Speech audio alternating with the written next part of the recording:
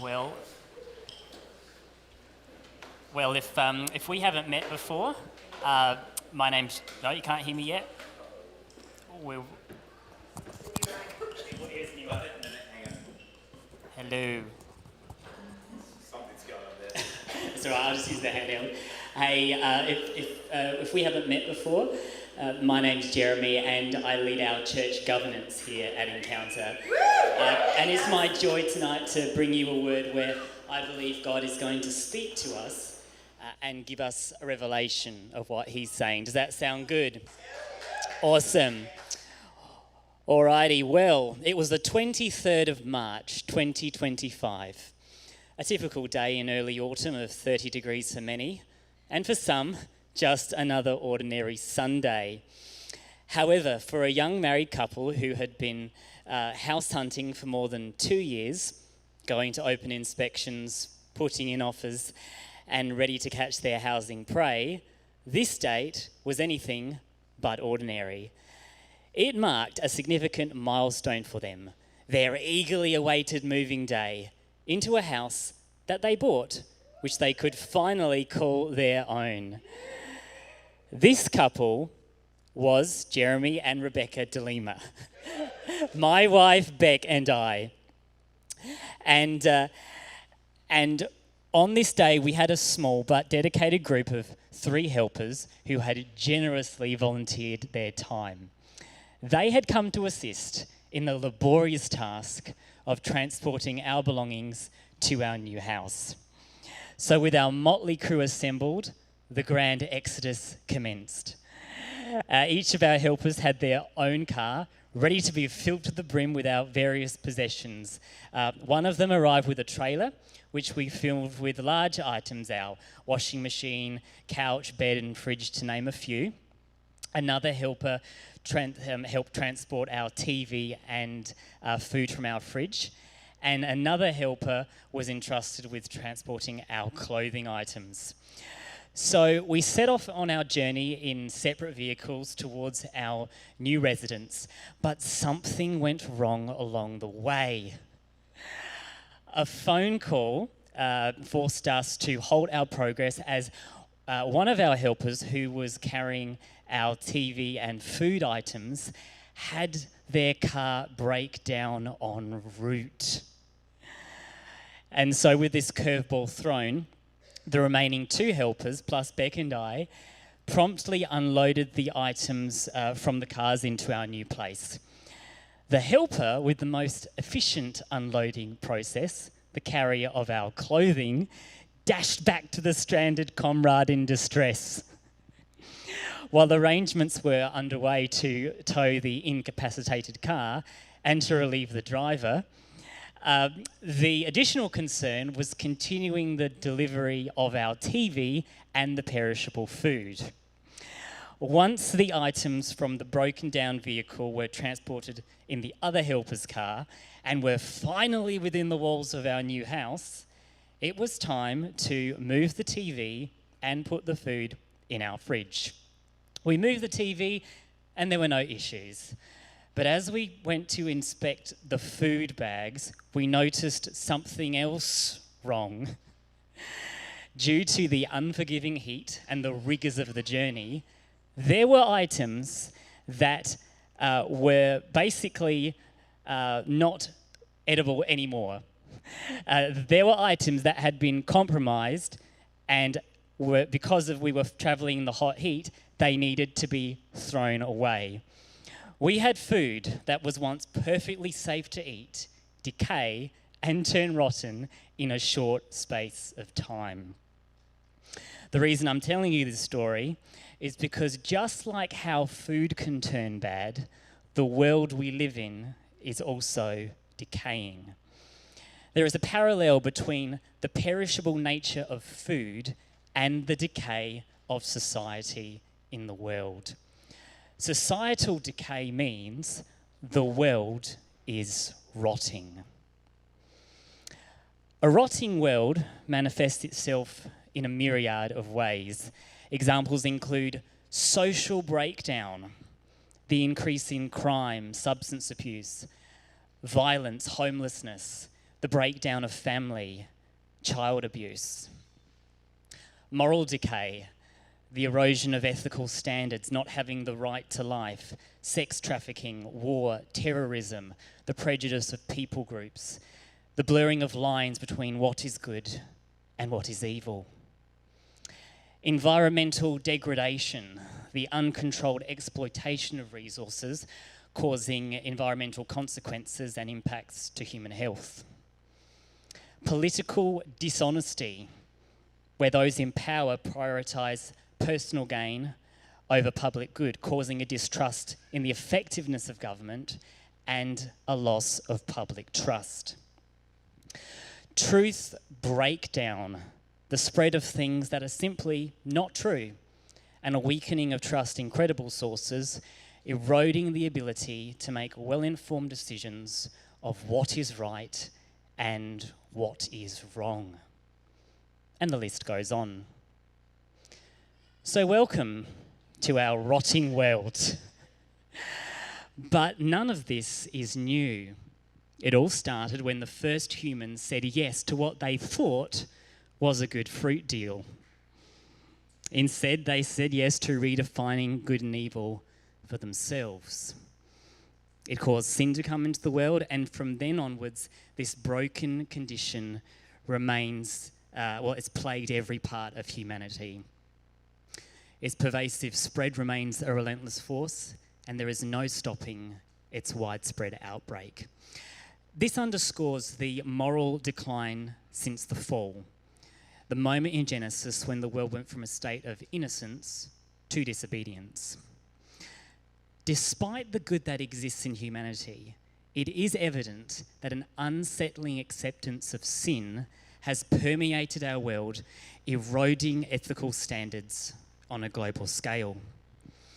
History exemplifies a recurring pattern where every generation has exhibited a diminishing moral compass, a bit like using a navigation app where it struggles to properly work. This innate tendency remains a characteristic of the human condition, manifesting itself from the days of old to now and into the future.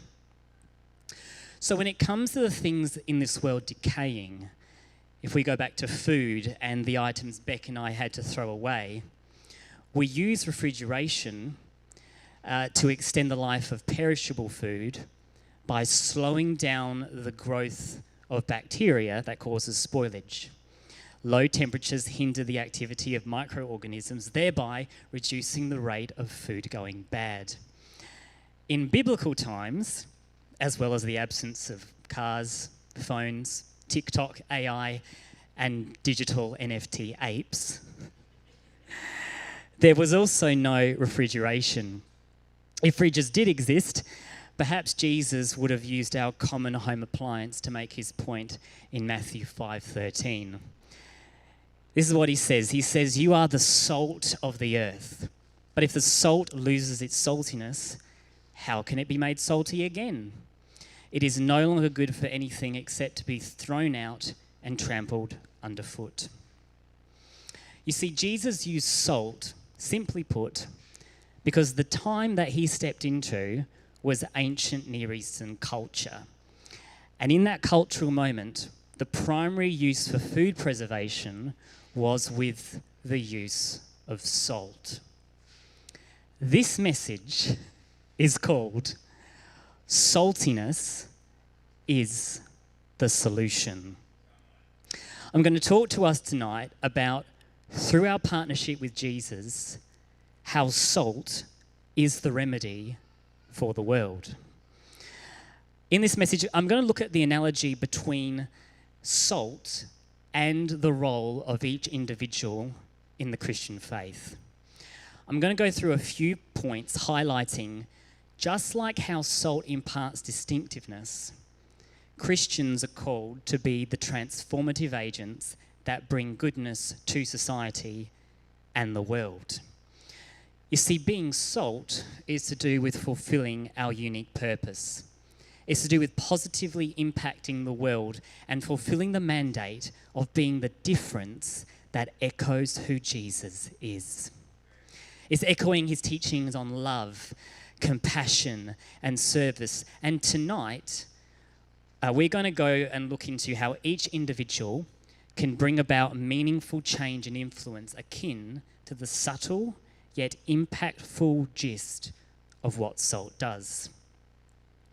Salt, the humble mineral that most consider ordinary, plays a significant role. You've probably encountered it today already, from its place on dining tables, the bacon you had for breakfast or the pizza you had for lunch, to its extensive use in various products such as medications, detergents, soaps, cosmetics, paper, leather, rubber, clothes, and chemicals. Salt is everywhere. And just like refrigeration, saltiness stops moldiness. In biblical times, when people would rub salt into perishable items such as meat and fish before storage, it stopped or at least slowed down the food from going off. In a broader context, followers of Jesus are comparable to salt in their mission to look after the world, working to uphold its inherent goodness. Christians play a crucial role in combating the decay, rot, and mold that lurks within our culture. We demonstrate support for individuals who have been subjected to various forms of injustice, those who have endured violence, those who have suffered exploitation, and those who have faced abuse. Steadfast in our efforts, Christians offer sanctuary to those in need, advocate for the protection and rights of children and babies, stand up for the sanctity of family, and defend the principles of truth. This entails active participation in duties such as voting and being aware of what's happening in politics, as well as contributing positively to our surrounding communities. It involves being a tangible and influential presence within our workplaces, schools, and social settings, making our beliefs known through our words and actions. Being salt in today's society not only involves resisting the moral corrosion, but also entails serving as a beacon of hope and compassion. By engaging in the challenges of the world, Christians uphold the values of empathy and integrity, contributing to the preservation of the good we already have and the promotion of justice and righteousness. So salt is great at stopping mold from growing, but it also works as a fantastic flavour booster. That's because saltiness isn't flavourless. Salt, often overshadowed by its culinary counterpart pepper, is added to intensify the taste of our meals, which has become deeply ingrained in various societies around the world. When you sprinkle it on chips, it transforms their blandness. When you mix it with vegetables, it brings out their goodness. When you combine it with caramel, it creates a sweet contrast. It makes cheese taste sharper, bread rise better, and meat more tender. Now, while the original audience of Jesus may have perceived salt differently, perhaps to prevent rot rather than as a flavour enhancer, its modern significance as a symbol of enhancement illustrates the responsibility to enrich and bring out the best in the world. Christians are called to emulate the transformative properties of salt by spreading goodness, adding value when there is none, and standing out as pillars of distinction. In Colossians 4:6, Paul says, "Let your conversation be always full of grace, seasoned with salt, so that you may know how to answer everyone." Paul advises believers to let their speech be seasoned with salt. He encapsulates the notion where we love people by offering wisdom, kindness, and grace in our responses, echoing the profound impact that salt can have in enhancing a dish. So in our lives, do we enrich the experiences of those around us? Does our mere existence add a sprinkle of joy and vibrancy to the lives of those we interact with? You see, when we share goodness with others, something else begins to happen inside of them. Our words and actions plant tiny seeds in their hearts. That's because saltiness produces fruitfulness.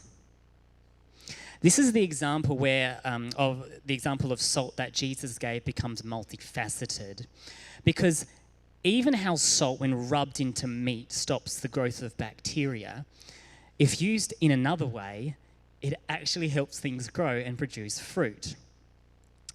I'll tell you why. In ancient times, various civilizations around the world recognized the valuable properties of salt as a soil enhancer. When applied to the land, salt played a crucial role in agriculture by enhancing soil fertility through different ways. With its ability to improve water retention in the earth, make fields more manageable for ploughing, provide essential minerals to plants, eliminate weeds, shield crops from diseases, and ultimately produce fruit, salt emerged as a significant tool in agricultural practices. This conveys the profound impact that disciples can have in challenging environments. Similar to how salt transforms the soil, disciples are called to enter the hard, difficult areas of life and bring about positive change. Just as salt scattered across the land facilitates the emergence of life in unexpected places, disciples, when fulfilling their role, contribute to the transformation of barren landscapes into fertile grounds. This speaks to the vision where the redemption of God's people bring forth joy and blossoming in once desolate terrains, symbolizing the transformative power of redemption and renewal. But from the time when you start to spread goodness and when you eventually start to see fruit in other people's lives, there's something else that takes place in between in order for that to happen. You see, in order for anything to grow, there needs to be a desire for thirst. That is, people start to get thirsty. Saltiness causes thirstiness. If you eat salty popcorn, salt and vinegar chips, or fries of any sort, it will make you thirsty, prompting you to reach for a refreshing beverage, perhaps a soft drink as large as a bucket. Beck and I went out for dinner a few weeks back. We ordered burgers with mountains of golden chips on the side. But when the food came out, the burgers were lukewarm and the chips were cold and limp. So the chips weren't exactly what we asked for, but we were too hungry to send them back, so we just started digging in to enjoy what we could. The waitress came up to us halfway through and she asked, "How are things going?" We told her the truth. And the restaurant staff were so embarrassed by the cold food that they made up for it by bringing us more mountains of chips. These ones fresh and hot. The table was engulfed in enough chips to feed a small army. But afterwards, I was more thirsty than I could ever remember in ages. I had to sit myself down on the couch with a couple of bottles of water just to quench the overwhelming thirst I experienced. Saltiness causes thirstiness. You see, disciples as the salt of the earth have the ability to stir a thirst in others for connection with God. When the world witnesses someone filled with God's love, walking closely with him and radiating his joy, it should spark their interest. It should evoke a desire to experience the same. The curiosity sparked by observing a believer's genuine faith and relationship with God is able to lead others to desire the same life the Christian embodies. Living out our faith with passion, intentionality, and an evident sense of joy showcases a powerful testimony. As observers witness our authentic and vibrant faith, a longing can stir within them, akin to a thirst developing. Just as salt triggers a physical desire, a vibrant faith can provoke a spiritual thirst in those we encounter. You see, salt is the difference for a Christian. You see, when Jesus spoke about being the salt of the earth, he did it in the context of the Beatitudes. Now, the Beatitudes are blessings spoken by Jesus. He says in Matthew 5, verses 3 to 10, "Blessed are the poor in spirit, for theirs is the kingdom of heaven. Blessed are those who mourn, for they will be comforted. Blessed are the meek, for they will inherit the earth. Blessed are those who hunger and thirst for righteousness, for they will be filled. Blessed are the merciful, for they will be shown mercy. Blessed are the pure in heart, for they will see God. Blessed are those who are persecuted because of righteousness, for theirs is the kingdom of heaven." Jesus makes it clear that citizens of heaven are very different than others. He says we are the salt of the earth only after he outlines the various traits that set us apart from the world: being poor in spirit, mournful, meek, hungry and thirsty for righteousness, merciful, pure in heart, peacemakers, and rejoicers in persecution. These defining qualities serve as markers of our faith, shaping us into the saltiness that the world needs. This means that as Christians, while we are aware of the tumultuous world we live in, and what a tumultuous world it is, we focus on Christ in the midst of it. Our attentiveness ought to be directed towards living out the gospel in a manner that is worthy, striving for holiness, and consistently upholding truth within our spheres of influence. By aligning our actions with the principles of the Beatitudes, we fulfill our purpose as salt, impacting the world around us with God's love. Band, you guys can come on up. There was a British theologian and preacher called Dr. Martin Lloyd-Jones. He was influential in the UK's evangelical movement in the 20th century, and he said this quote in one of his books. He says, "We are to be unlike the world. There is no need to stress that. It is perfectly obvious. Salt is essentially different from the medium in which it is placed, and in a sense, it exercises all its qualities by being different." He goes on to say, "The very characteristic of saltness proclaims a difference. For a small amount of salt in a large medium is at once apparent. Unless we are clear about this, we have not even begun to think correctly about the Christian life." I think Lloyd-Jones sums it up pretty well. You see, in light of Jesus' metaphor about salt, it becomes evident that the solution to the inherent issues in our culture lie in the active presence and engagement of his disciples in our broader society. Through our partnership with Jesus, salt is the remedy for the world.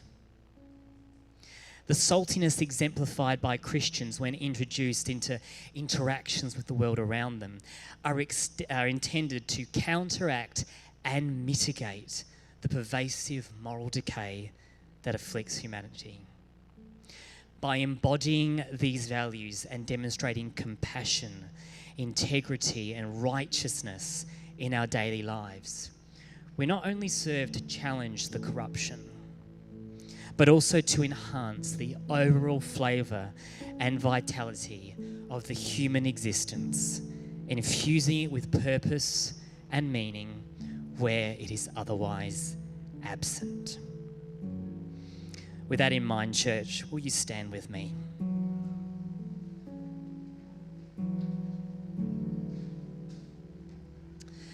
The only way we can be salt is by turning our attention to Jesus. He is the perfect example of how to live a life of humility, love, and service. To follow his example, we need God's power inside of us to help us live out what Jesus taught. So as the team leads us in worship, let's look away to him, because in him we find the strength and motivation we need to live out our calling.